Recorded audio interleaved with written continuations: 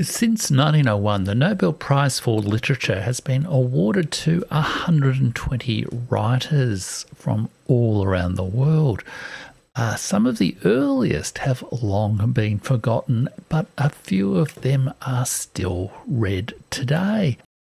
In 1911, Maurice Maeterlinck from Belgium won the prize. He was a Belgian playwright, poet, and essayist, a great aphorist, a great, very quotable writer of witty remarks. He was Flemish but wrote in French, and he was the first Nobel laureate to represent the aesthetic transformations of modernism. He was the symbolist, the kind of literary movement that was reviled by the very first Nobel winner, Sully Prudhomme, and I talked about that in my 1901 video. He was also the earliest laureate to survive the Second World War, and his story is in some ways a little bit tragic. His main work was symbolist, mystical and metaphysical. Before the Great War, he was attracted to socialist causes, which he advocated in his polished epigrammatic essays. His non-Christian mysticism, his criticisms of organised religion and political views provoked the Catholic Church indeed to place him on the index of banned books in 1914, a few years after winning the Nobel Prize.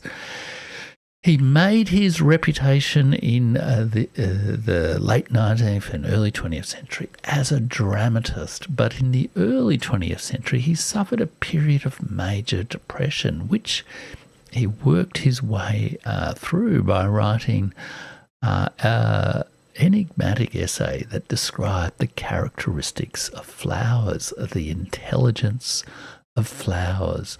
Its quasi-scientific, quasi-poetic observations on flowers and the dilemmas of modern life reflected a very European tradition of essays. Like this whole generation of Europeans, Maeterlinck was caught up in the militant nationalist enthusiasms of World War I.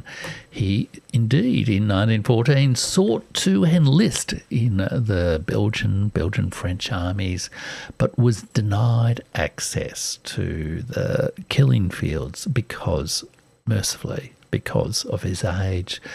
Instead, he wrote patriotic literature for the French-Belgian cause.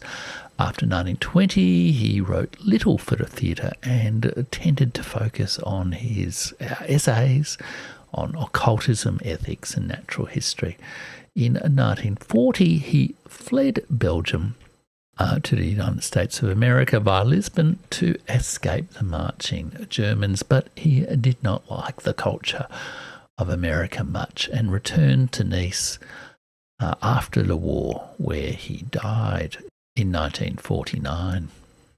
He remains one of the more eminently quotable of the early Nobel laureates, and one of his most moving quotations is I'm showing you right now.